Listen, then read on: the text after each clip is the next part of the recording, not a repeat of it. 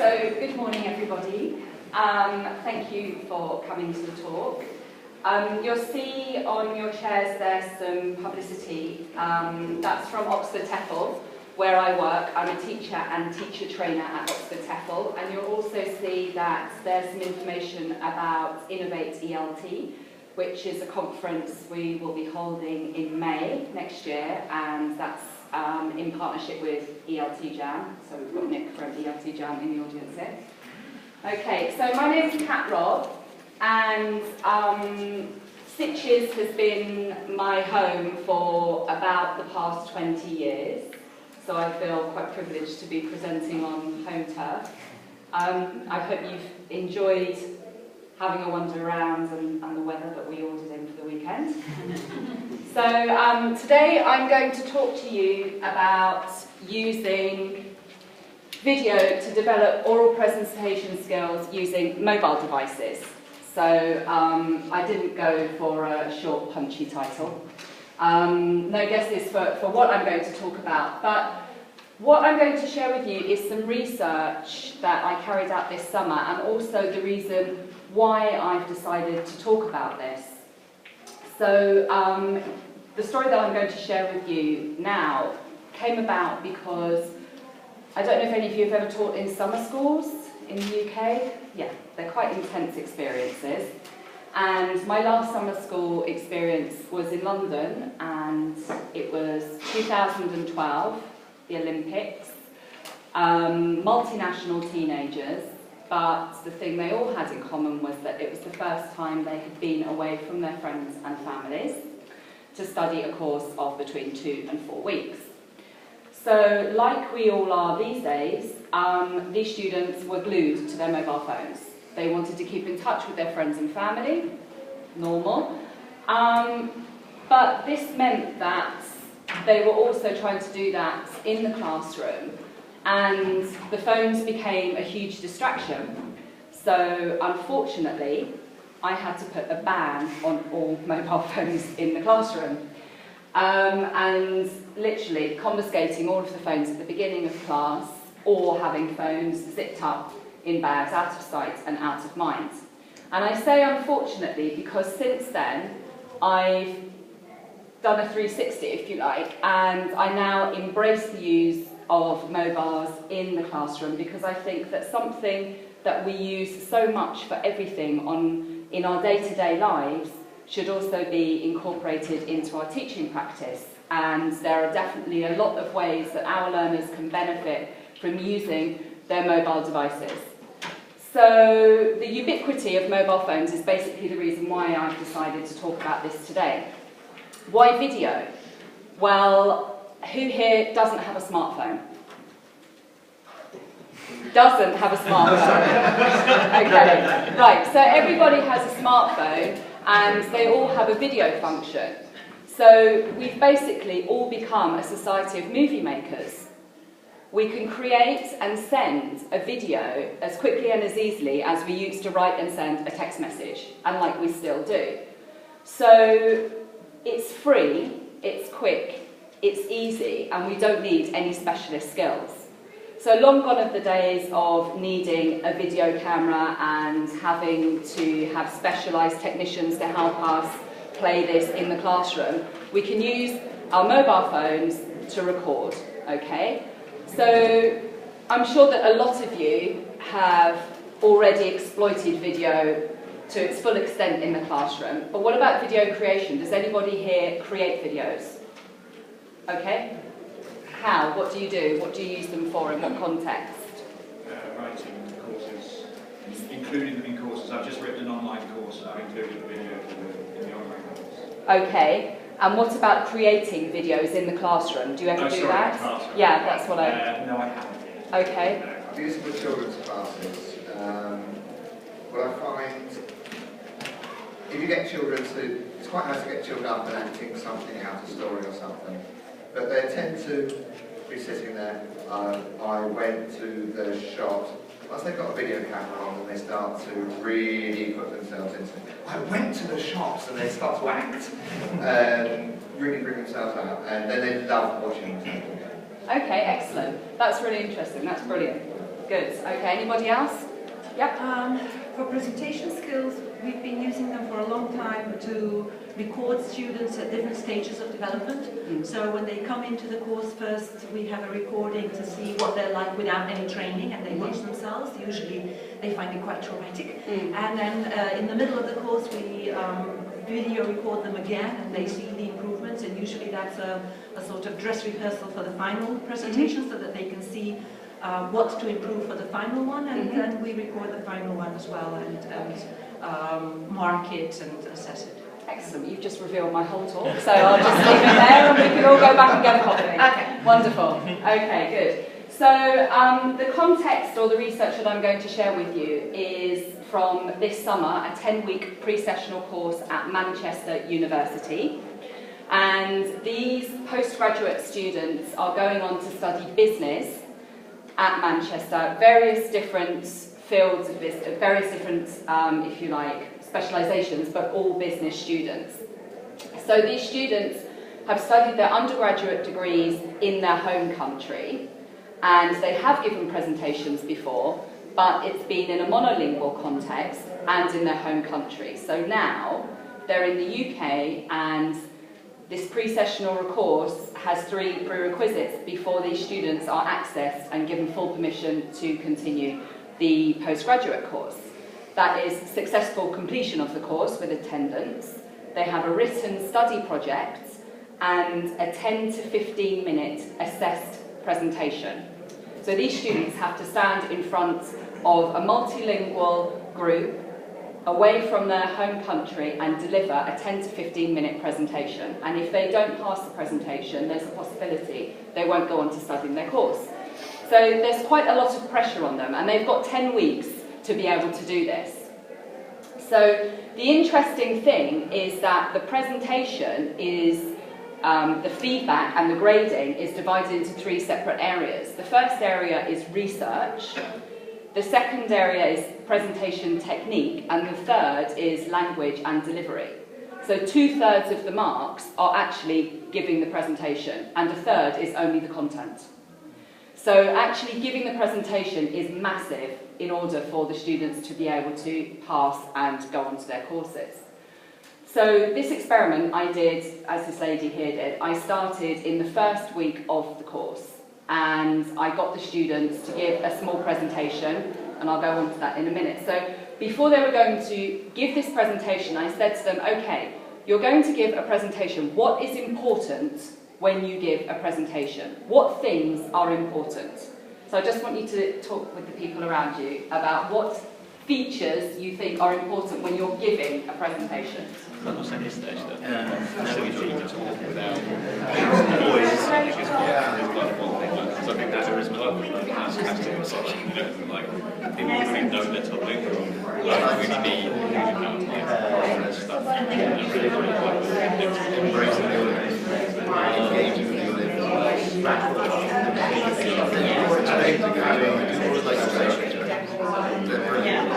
I like it. You got these little structures, don't you? I think Steve has a structure.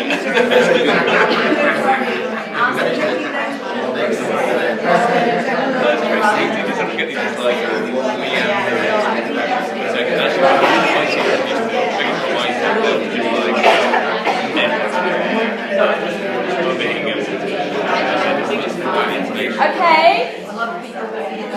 Can I? Okay, thank you. So, what things do you think are important when you're giving a presentation? Body language. Okay, great. Poise. Poise. Nice. Okay. Gold star for the man in the pink shirt. Okay, great. Pace. Speed, yeah. Pace and speed, yeah. Okay. Interacting with the audience. Nice. Yeah. Okay, good. Self-confidence, charisma. Okay. Content. Knowledge. Knowledge, content. Simplicity. Simplicity, okay. Structure. Engaging the audience at the start. Okay, all right. Okay. So I asked the students, I put them in groups, and I got them to brainstorm, to think about it, think about presentations that they had given, and then open class, I boarded their suggestions. And this is what they came up with.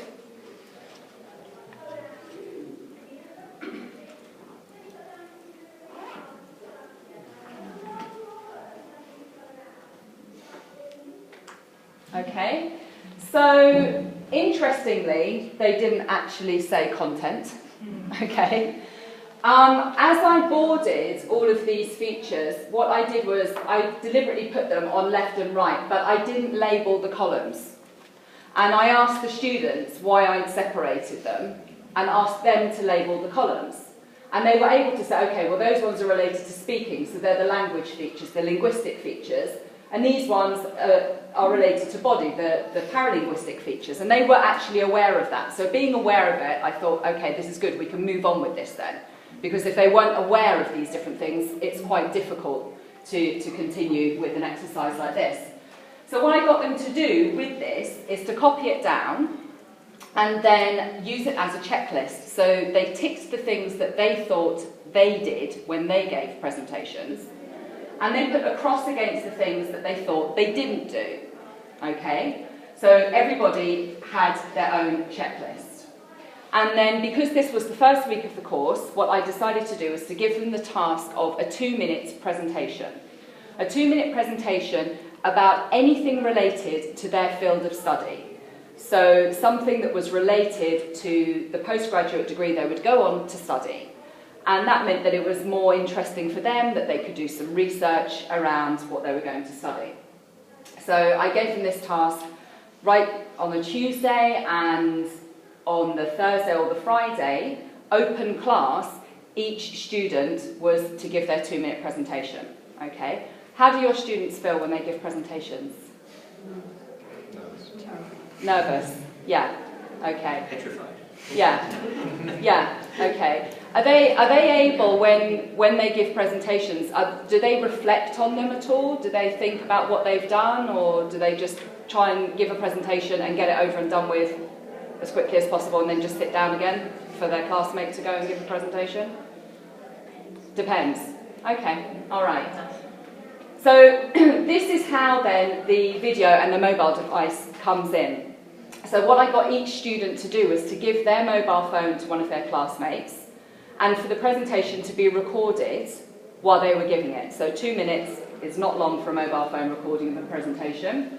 And just for future reference, that if anybody does do that, obviously when it's one student at a time, you have no problems with atmospheric or background interference.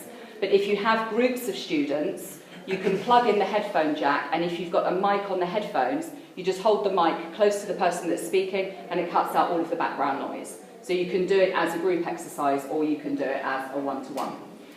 So I'm going to share with you a video which one of the students has given me permission to use here today.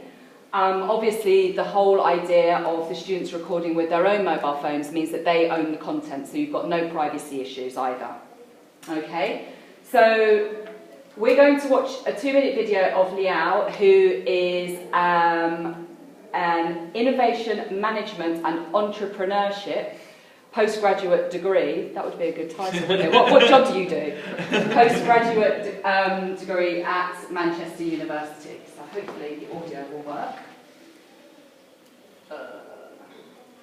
Is a creative entrepreneur, Steve Jobs. And my major is innovation management and entrepreneurship. So today I will talk about something about this entrepreneur. And can somebody tell me the definition of innovation?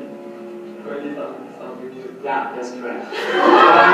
It's something new. But most of us maybe maybe trapped into a mindset that is to innovate something is to create something that is totally new to this world. But in fact, the most effective way to innovate is just to improve something that is already exists. Jobs gave us some great examples. Back to the year 2001. MP3 player is already exists. Soon after, Jobs released iPod, which is a perfect combination of aesthetic and practical applicability. That is because it can contain about 1,000 songs, and it looks so fashionable. Soon, iPod makes Apple company become a leading company in the industry. And here's another example. Most of us are now using a smartphone, but actually, Nokia company is the first company to invent this smartphone. Later, Jobs released iPhone into the market. But the biggest innovation point of iPhone is simple. Steve Jobs just take away the physical keyboards from a smartphone, so it makes the iPhone have a much bigger screen and it is thinner. So later it made the iPhone occupy the whole market of smartphone. So Steve Jobs passed on us a great innovation, a great business idea that sometimes you can just innovate, you can just improve some technology and get you a great innovation. Yes. Okay. What did you think? That was his first time giving a presentation. It was great. Brilliant. Yeah. First time, and I didn't give them, all I did was say 2 minutes and related to your field of study, so no structure, nothing. But how long did you have to prepare that? 2 or 3 days. From the Tuesday to the Friday, whatever. Yeah, that was it. We did all of the field work of thinking about things, brainstorming, talking about past presentations that they'd given, good experience, bad experience. We did a lot of field work, just sharing their ideas and then thinking, okay, so I'm going to do something related to my field of study. What is my field of study? And then they went into the library on the website, the Manchester University website. They went into the library, looked at all the modules and tried to do a little bit of research. But yeah, 2 minutes and sort of 2 to 3 days preparation. Yeah. Okay. So what I'm going to talk about now is reflective practice. Okay, so the whole idea of recording these presentations is for the students to be able to watch them again and again, and as they're watching them, for them to become self-aware. So the idea is that they are watching these videos and it's promoting reflection, and they're thinking about the things that they do and the things that they don't do. So with their checklist, they go back to their presentation and they look at what they do or what they thought they were doing and what they actually did. Okay, so the whole idea of actually considering and thinking, what are we doing and why are we doing it? What does reflective practice mean for you? Does anybody partake in any reflective practice? It's about continuous improvement, seeing what you do, where you're getting lazy, where you're slipping up, how you can improve, and just constantly looking at what you're doing and how you can develop it. Yeah, okay, all right, thank you, yes? So the feedback comes from the person who's actually done it rather than from an outside source. So it's not us, the trainers, telling them what they've done wrong or well, it's them telling themselves what they've done well or badly. Exactly, that's the whole idea of promoting self-reflection and heightening self-awareness about what they're doing, for them to actually see it. Yeah, okay, yeah.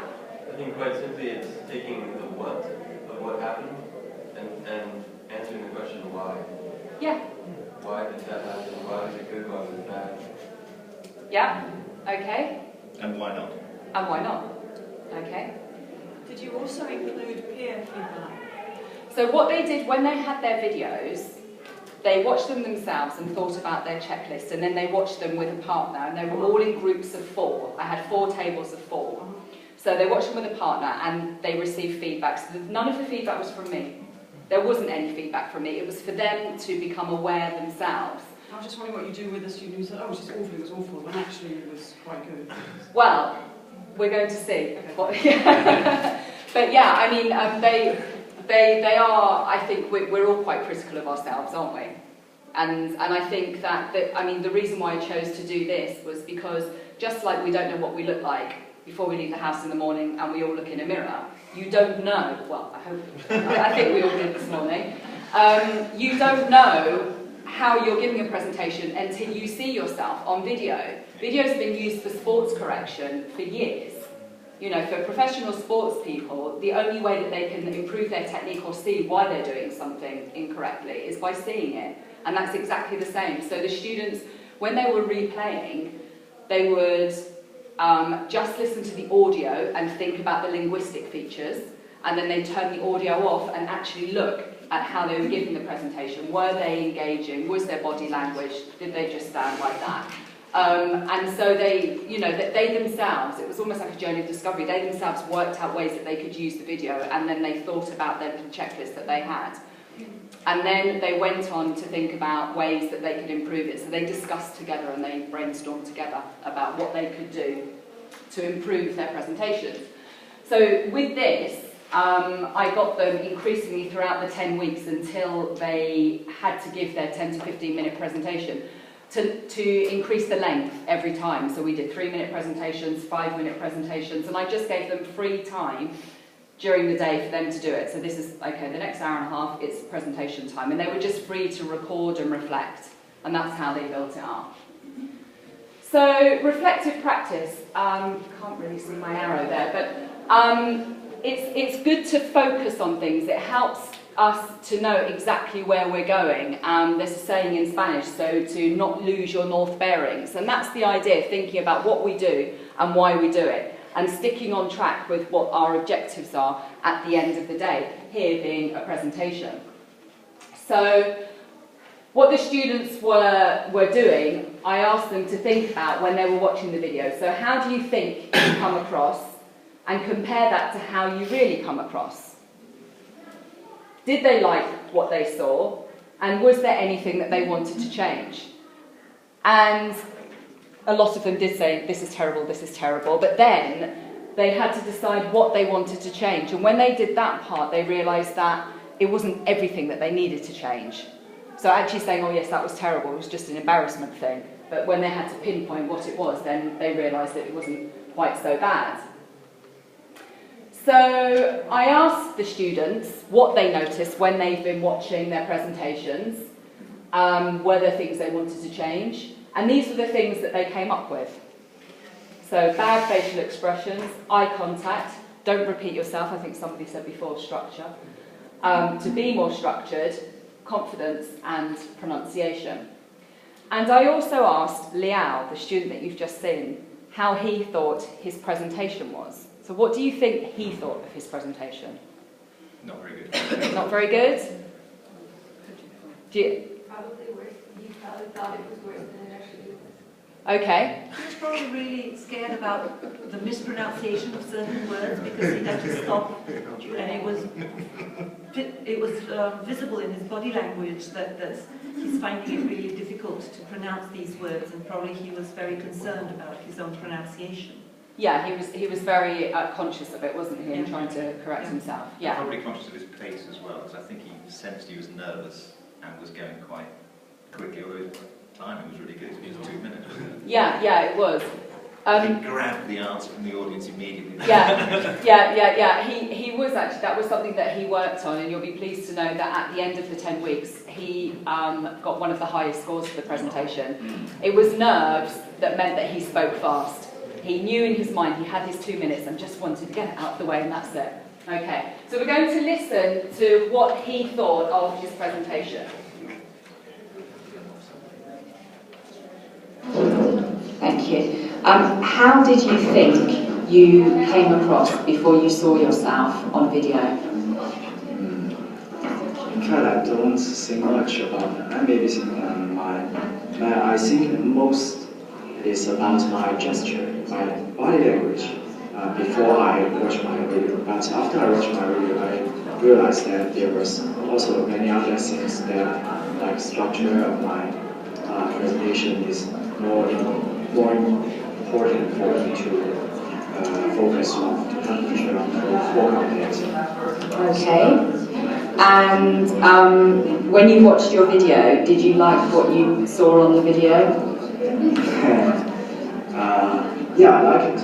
I think, in fact, I'm not so bad as I once imagined. So I saw, once I saw maybe I'm too nervous when I give some speech. But after I look at it, I find it, in fact, I am more natural than I imagined at first. Okay, so is there anything you would want to change for your next presentation? Yeah, I will try to become not so nervous during the process of the presentation, and I will maybe next time I won't correct my wrong words that will be, so it will make my presentation more fluent. And generally, overall, how useful did you find recording and watching yourself? In fact, I find that is such a good way, because I never did it before, and after that I can now find the weakness of my own presentation. In fact, I have done lots of presentation previously when I was in my university, but I can never see what my performance during the whole presentation. I can just find some feedback from others, from my tutorial, my classmates, and now I can really see myself. So I think that it is a better way to understand my weakness in the presentation. Excellent, thank you very much. Okay, so he'd never done anything like this before, and he found it very useful. I asked lots of the students if they found this activity useful, and they did. Had the feedback have been different and negative, then I wouldn't have pursued, because I think it's futile to push your students to do something. We make these pedagogical decisions about what we think is correct for them, but in actual fact, we have to ask them if they think it's useful, if they are actually finding the activity useful. And they did. They all felt that it was very useful. So I'm talking a lot about reflective practice, and the reason why is because, as we've said, we're thinking about what we do and why we do it. So reflective practice is the thinking, but then we want to do the doing. So we have to think before we do something. Most of us don't think before we do a lot of things, but this is what we're trying to do here. So I gave them some strategies for improvement. So we decided that obviously there were lots of features on that list, but the way that would be good for them to improve would be to focus on one aspect, and then to view the footage repeatedly with or without sound, depending on whether that aspect was linguistic or paralinguistic, and then identify the feature to correct and decide how they could go on and change that. Okay, so I introduced them to a reflective cycle to try and make it sort of snappy and to keep practicing different aspects. So they would plan, record, view, analyse, reflect and correct. And they would keep doing this until they were happy with what the presentation assignment was. So I would give them different things. Maybe it would be something talking about something in your home country, something they knew about, something they had no idea about. But the whole idea, because we weren't concentrating on content, I had no doubt that these students were going to research their presentations, but we were concentrating on the linguistic and paralinguistic skills. So, action research. I've spoken about the thinking, but obviously doing is extremely important, because here, if the students are just thinking about it, but they're not taking that step further and actually making any changes, then, you know, we're not hitting the objectives. And action research is something that we're all very familiar with, and you know, it's been written and spoken about extremely widely, and it's something that we as teachers and practitioners in the teaching world, we would like to think that we all engage in action research. Does everybody here do their own action research? When was the last time anyone here did any action research? I work at a university, so I have to do research all the time, so it's one of the things that I do regularly. So okay, excellent. I thought you were going to say this morning then. I was like, yes, good. Okay, yeah, so this is something that we do as teachers, but what I'm arguing is that it's equally important for the students to be doing this, for learners to actually be thinking and doing. So the observation and the reflection and the planning and acting, it's not just about us, it's about them. And I'm trying to put the, if you like, I'm trying to put the learners in the driving seat and for them to be in control. So that's why I didn't give any feedback. It was peer feedback. Obviously, I was monitoring to see how everything went, and I was making sure that everybody was doing what they should have been doing. But this is something that, if they're directing it and doing it themselves, then they're getting more out of it, rather than me telling them, do this, and then they do it. Okay? So, what I'd like you to think about is... Oh no, sorry, wrong. Next slide. So I asked the students, going back to the action research, I asked the students what they found useful about the activity. So again, feedback from the students, asking the learners what they think is useful, if they think it's useful. And these were the things that they came up with. So to check their mistakes by themselves, for them they found it useful because it wasn't somebody saying, you did this wrong. They saw it for themselves. To realise that they needed more practice with presentations and to see how they could make those improvements. And then they said it was a good way to apply practice to their presentations. So it was good for them to think about what they were doing and did they actually find it useful in relation to the end goal. So my last question, there you go, this is the slide I was looking for. Would you try this in your own teaching context? I just want you to just talk with the people around you. Would you try it? Why and why not?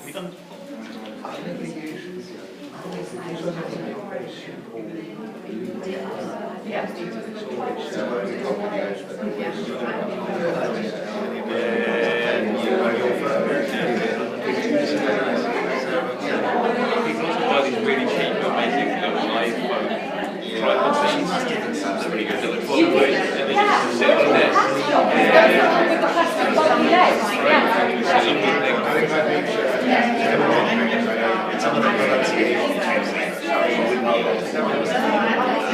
Right, okay, so you have to justify the amount of time. Yeah, so you have to make it shorter. So you do a minute, 60 seconds, you make it elevated pitch.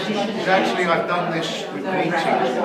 Right, I've done it, I mean, this I wanted to show because it's interesting to see from a learner's perspective.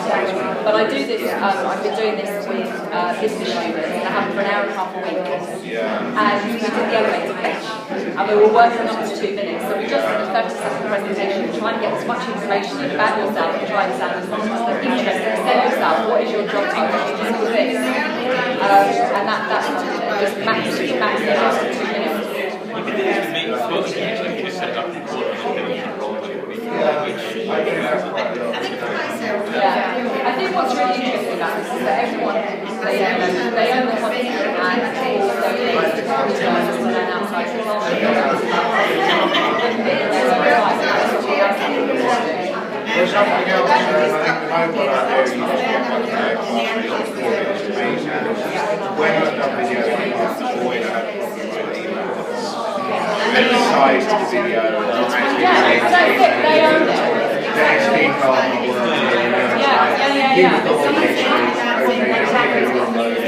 And the idea of, give me your phone and there you go, I give it back to you, so you feel comfortable. Really, teachers that to record and it's taking what people do in real life. Oh, really? I only socially sensitive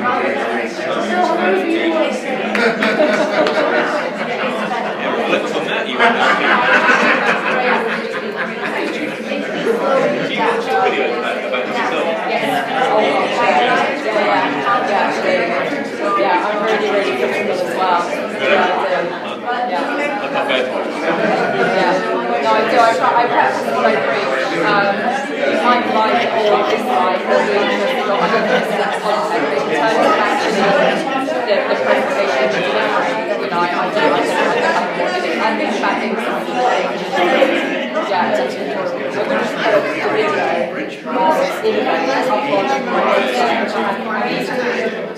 Exactly. I'm not saying it was wonderful. There were a lot of things I liked. A lot of things I went on to check. But, yeah. How was that? You got 2 more speakers. 2 more speakers. You got off the back of video of our own conversation.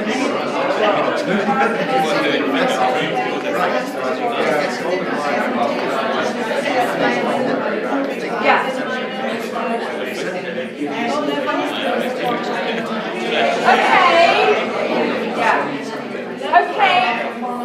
Does anybody, from what you've spoken about, does anybody foresee any obstacles or benefits in their teaching context? Mainly, obviously, benefits we've spoken about, but any obstacles that you think, I couldn't really do this in my teaching context because, that they want to share here, and maybe we can find a solution. Yeah? I think the only thing that comes to my mind is we teach groups of young bankers, Swiss German bankers, and their attitude is very much, we're getting paid to teach them. Yeah. And I know that a lot of the teachers in the school struggle with this kind of thing. I mean, we persevere, but it's also reflected in the feedback that students give that the teacher didn't do enough, didn't tell them enough, didn't give them enough answers. Okay. And at the end of the day, it's, you know, how much do you meet your students' expectations and how much do you win them over? And this is very experienced teachers I'm talking about. Yeah. They're not novice, and these are real VIP clients. Yeah. That's the only time that I'm trying to think in the context of my school when this might not work quite so well, although I think it's absolutely fabulous. Yeah. It's great. With that particular client group. I mean, we were just talking about that with Ed at the front. I think the way that you can overcome that is to do an elevator pitch. You work on a 2-minute presentation and you do give them pointers. So if they want, you know, this is more of a, you know, a reflective practice, a journey of reflective practice, but, you know, you can guide them more. But I still think that it's extremely useful, and especially in a business context, you know, like we all know, you never get a second chance to make a first impression. So I think it could be used and just adapted slightly. Yeah, yes? I was just thinking, picking that up, you don't get a second chance to make a first impression, but you get a first chance to make a second impression. And that's where self-reflection can come in the workplace. Hang on, can I just write that down? That's good, I like that. I'm filming, it's okay. It's just the idea that the self-reflection learning cycle can be used for lots of things to get them used to this. You know, so you went to this meeting, you did that, you maybe don't have it on film, this didn't go well, you've got maybe just a very simple sheet to think, you know, what would I do next time? And then it's the next time, different context, maybe a bit better. So I think the whole self-reflection thing here, starting with students, but also going out into the workplace, is a really powerful. Absolutely. Absolutely. I'll be talking about that at the IH conference next year. Barcelona, if you want to come along. I like the peer observation, I like the self-reflection, but Rachel and I were thinking, if I have got problems with my pronunciation, I can't really expect myself and my peers to help me. At some point, teacher, capital T, needs to come in and say... Okay, absolutely. Thank you very much. Very valid point. You need to stress. Okay. I think it depends on what it is, doesn't it? So something, a paralinguistic feature, I think, is a lot easier to be guided by your peers, but certainly if there were things that were coming up with pronunciation, we did do a lot of work on pronunciation, and we did a lot of work on chunking and signpost language and all of these different things for them to be able to incorporate that and be able to give a high level academic presentation, because at the end of the day these are academic presentations that they're going to be giving in their courses, and that's what they're supposed to be practicing. I mean, I've used this in lots of contexts. I was just saying to Ed that I have done the elevator pitch. I've also used it in a one-to-one context with business, where you say to somebody, hi, so what's your name? What do you do? And they tell you, and you have a very long monotone monologue, and you think, okay, there's no chunking in here.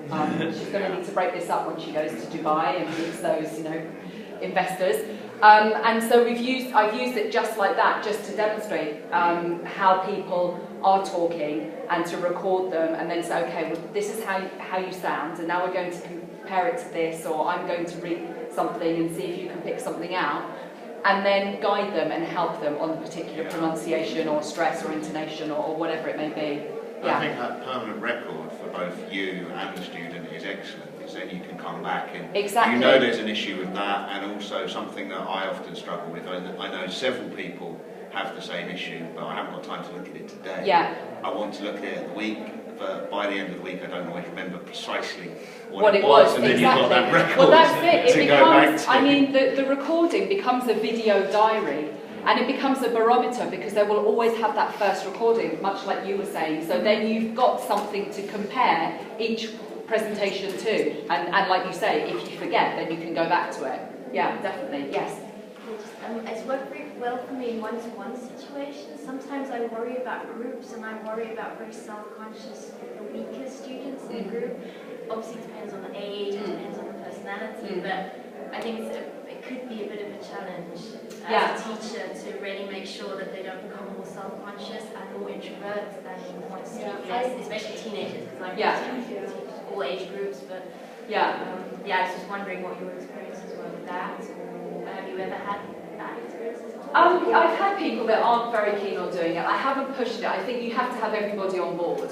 I think the fact it's on their phone is really clever. Because they can at any time. You see, this is the whole idea. You know, with the mobile technology, you're taking the learning outside of the classroom, and it's something that, you know, you're saying to somebody, I'm going to record you. There you go, it's yours. I don't have it. I don't own it. You own it. So plus, I would give them choice. It's not a must, and you can do this, and it will be great. And I start with the people who are a little bit more extroverted and self-confident, and then by the time you end with those guys, most people say, I want to have that chance too. And I promise, if they don't want, we won't see anything in plenary. It's only for themselves. But I also start with the strongest guys and mix whoever volunteers, and we watch a tiny little bit in plenary. And I ask them to identify 3 things done well. 3 things that worked. We don't start with problem, we start with, wow, this is something that you should definitely do next time. And that builds their confidence. And then they can go to their own little corners or at home as homework and focus on what else could I do to make this better, and then come back with a clear idea of how to make things better and know about mistakes. So that the alternative might be the same as you do with teachers sometimes, to turn the camera on the audience now and again. So you're hearing your presentation, you're not then focusing on your body language, but you're focusing on the engagement of the audience. That's good feedback. That's so easy now, thanks. yeah, absolutely. Yeah, that's exactly what I'm doing now. Yeah, there we go. Okay. Yeah, yes. Could you just say, how long was the course, and how many times did they repeat their presentations during that time? 10-week course. 10-week course, yeah. And they repeated their presentations. They did 5. 5 2-minute. 5 Yeah, ones. They did 3 2 minutes, a 5 minute, and a 7 minutes. And what were they assessed on all of them, or just the final? No, it was the final one. Yeah, it was one. No, the final one was 10 to 15 minutes. Okay, right. That's it. Yeah, and that's what they were assessed on. So that's what they're aiming for. Was 10 to 15 Yeah.